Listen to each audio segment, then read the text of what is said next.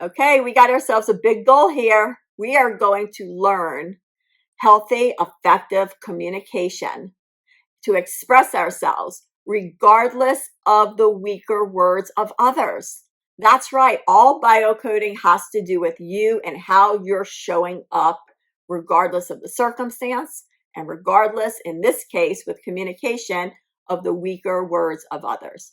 So here's this new perspective. Now, stay with me, guys, for this one. There is a hidden good intention that could be found behind dysfunctional words.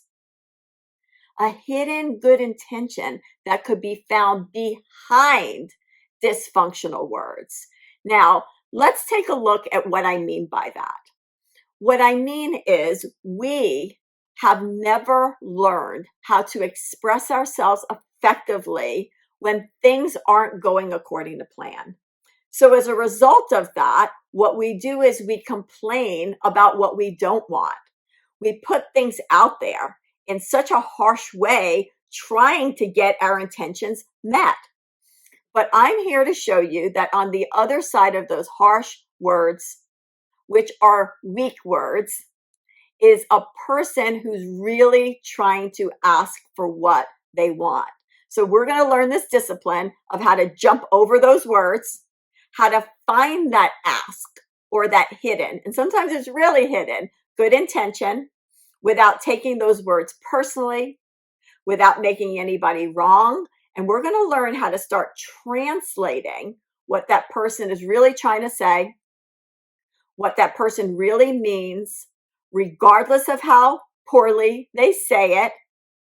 And we're going to use our superpower to put it out better than it came in. We're going to start with the awareness piece. Now, all biocoding, again, has to do with, I know you guys got this by now, awareness, and that's self-awareness. This tool is your superpower for how you can do the right thing and how you could show up strong, healthy, stable, even in the most challenging situations. So the first step of Biocode 4, Effortless Communication, the talk codes, is to recognize when a conversation is challenging. And clearly, that's not hard to do. We need to just start to recognize, like, wow, these words are starting to feel a little bit challenging. Now, here's the tip. We want to assume if the words are challenging and they're coming from another person, we want to assume that they are trying to ask for what they want, not just complain. Now, that's a big assumption, but stay with us and we'll show you how it works. Now, on the flip side, if you're having the weaker words, give yourself a little bit of grace to understand you as well are learning this skill. And we're going to learn how to catch your own language, that you're not complaining. You're going to be learning how to put things out better as you learn this skill set. You're going to be learning how to ask for what you want. And those truly aren't complaints. It's a weakness in language. Now, the second step is to adjust our way of thinking. Now, we're doing a lot of adjusting in this biocode because we're saying that people are going to be mean. They're going to say things mean. They're going to be harsh in their words. We're going to see it as a form of weakness because of this missing skill, right? Instead of meanness. That's a big assumption that we're making. And we're going to assume that they're not complaining, that they or us, if we're the one with the weak words, are really wanting to ask for what we want.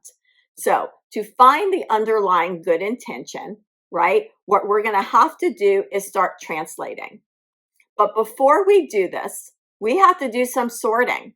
We have to start to see, where are these words coming from? Are they coming from me? Are they coming from other people? And here's what I want you to do. Return to sender with a smile. Where the words come from, they belong to.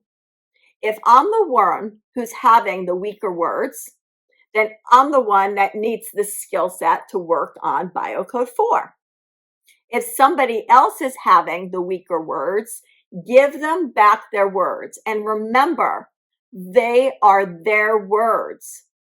It's not about you. It's not about what they're actually saying.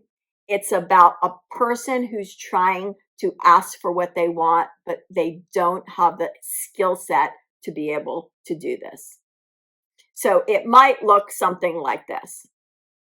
If I say something like, you are not listening to me, or that isn't what I said, these weaker words usually start to show up in what we call the NT words. NT words are like this: not, can't, shouldn't, couldn't, wouldn't. You are going to see these NT words everywhere. They're going to be popping out of your mouth. You're going to notice them coming out of other people's mouths. And what we want to do is we want to start to catch those NT words. Because as soon as somebody is speaking with an NT word in that sentence, it means that they don't have the ability to ask for what they want, and they're asking for what they don't want. Have you ever noticed when somebody's upset, they start to ask for what they don't want? Like, I don't want you to talk to me that way. I don't like it when you treat me like that. That's not what I asked for. We constantly put out all of these commands about what we don't want. Well, how in the world are we going to get what we want or help other people get what they want if we're always asking for what we don't want? Now, here's a great metaphor for this. I say life is here to serve all of us. And you have in life the unlimited possibilities in front of you. Anything that you want, you have the ability to start to obtain that. But in order to obtain that, we have to be able to ask for what we want. Let's just say we use this analogy, this metaphor of going to a restaurant. And we go to a restaurant and there it is, the big menu. And on the big menu is everything that is available. Anything that you want, there it is on the menu. And here comes the server. And the server says to you, okay, hello, what is it that you want? Now, what if you look down at that menu and you're looking, and you look up at that server and you said to that server, well, I definitely don't want the turkey sandwich. Ugh, I hate turkey. Turkey is definitely not for me. What would that server do? That server would look at you confused and puzzled and say like, oh, okay. Well, what is it that you want? And you look back down at the menu and you go like, well, I definitely don't want the onion soup. Ugh, who puts bread and soup in liquid and then covers it up with cheese and thinks that's okay, soggy bread? Ew, I don't want that. What would the server do? The server would look at you, get maybe a little bit like, all right, what is it that you want? So again, you look at the menu and you go like, okay, I will have the Greek salad, put the dressing on the side, no cheese, hold the croutons. You would ask for what you want, and you know what would happen? Within no time at all, there it is, your beautiful Greek salad right there, exactly what you want. In life, we ask for what we want in so many different areas, except human behavior while under stress. We just start blurting out all these things that we don't want. So in this code, what we're going to do is we're going to start to notice our NT words, and we're going to start catching them, because again, we can't change what we don't see, right? We're going to start to notice other people speaking in NT words, what they don't want. And we're going to use the skills in Biocode 4 to start translating what is it that they really want? What are they asking for? So let's look at how that's done. First thing we're going to have, again, is a self-awareness of, is a conversation challenging? And are those words coming from me or other people? Return to sender with a smile. If you're the one with the NT words, own it.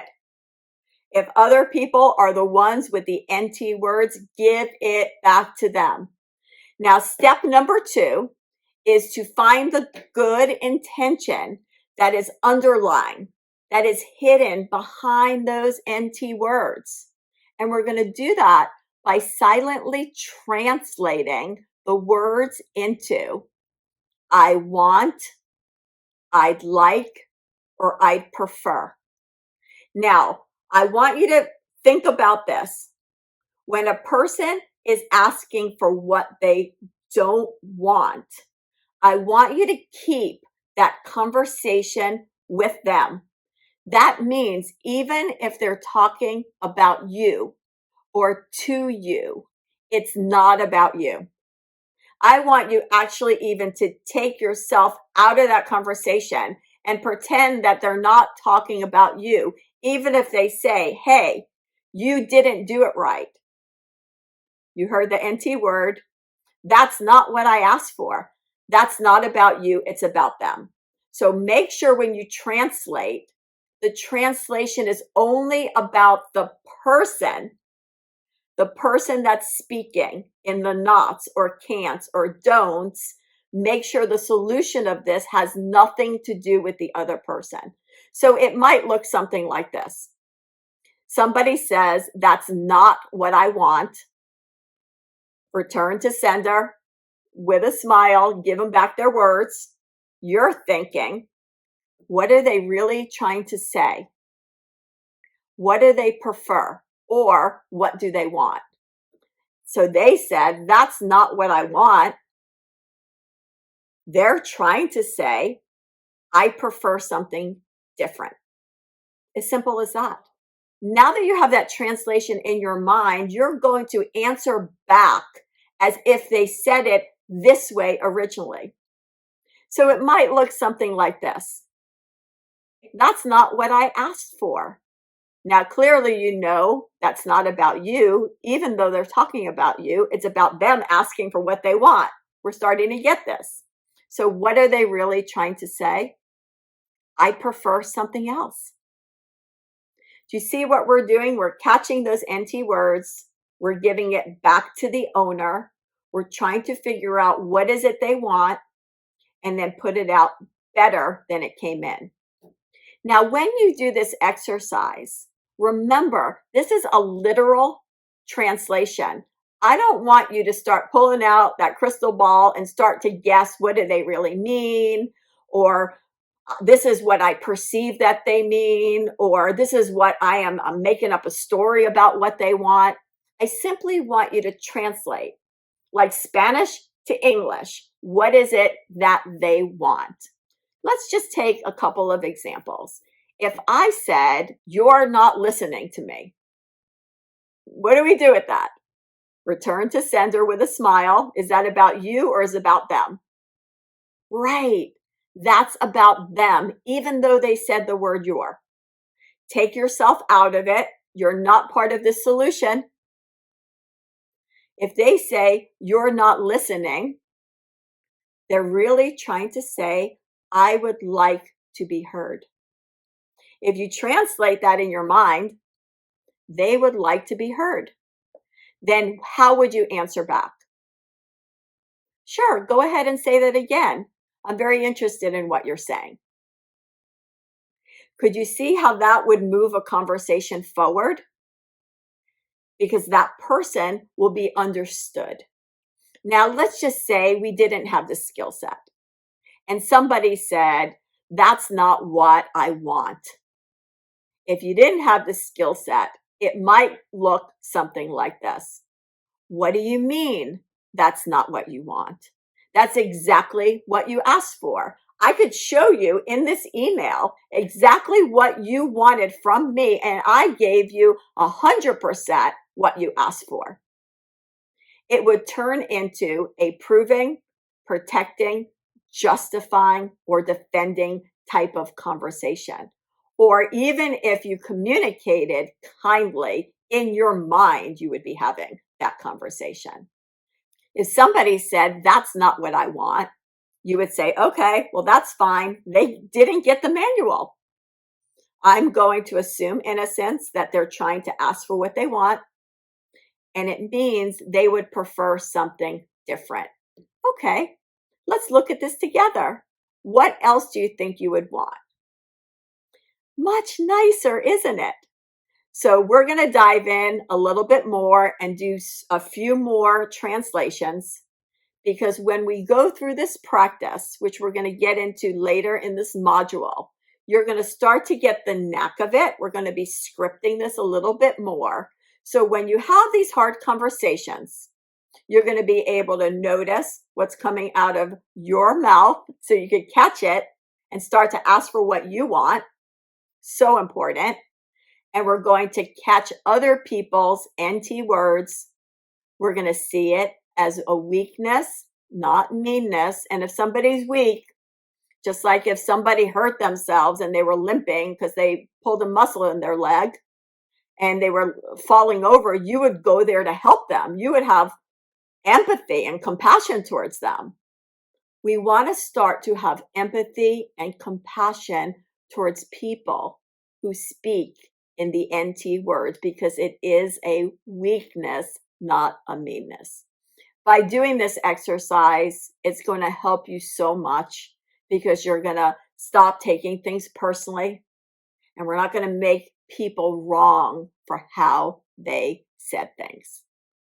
So let's look at what keeps us stuck.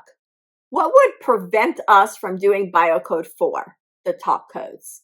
The very first thing that keeps us stuck is taking things personally, believing those words or those actions were meant to hurt. Now, you remember earlier we talked about this, that people aren't doing this to be hurtful. They're doing the best that they can with what they have. Because remember, they never learned how to ask for what they want, so they complain about what they don't want. When somebody has poor language or a weaker language, they do one of two things. Number one, they blame other people, point the finger at them, or they play the victim. This skill set is going to eliminate all of that. It's going to eliminate taking things personally. It's going to eliminate making people wrong. And we're going to start to have deeper understanding and help people and help conversations simply by speaking in what we want and hearing things differently.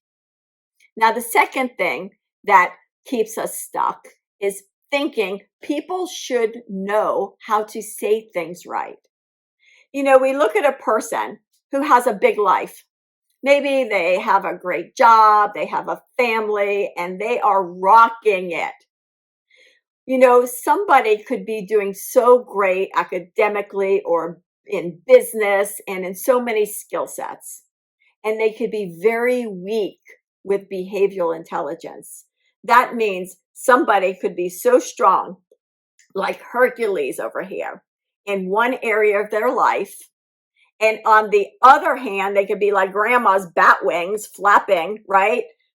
Knocking out people along the way, because internally, the behavioral skill set is weak. So I want you to think about it this way, because somebody has it all together and they look strong and they're running a big business, or maybe they're running a family and they're highly successful in traditional terms, doesn't mean that internally there's not this inherent weakness that's not apparent. So you could see somebody's outside and their core, their outside, their shell as very strong, but internally the core of them is very, very weak. That's where we want to have that level of empathy. This and this, the academic skills and the behavioral skills, are two separate skill sets. It does not come in the package. You don't learn behavioral skills in school. We talked about this earlier. It's a separate skill set, and one that honestly has not been taught very well. So we want to start right now. We're going to start translating. We're going to take our time and be very mindful and helpful and kind to ourselves as we go through this process. We want to be very, very forgiving of other people, regardless of the weaker words that they are expressing. And we want to honestly be very, very patient in this process, because like learning any new language, it takes a lot of practice. It takes a lot of tries. And eventually you'll start to adapt this language until it just feels natural, like all biocodes. So we're really excited for you to get started and learn this universal language so you could have better conversations, better interactions with other people, and move situations along effortlessly. Now, there's a nursery rhyme that many of you might be familiar with, and it's called Rumpelstiltskin.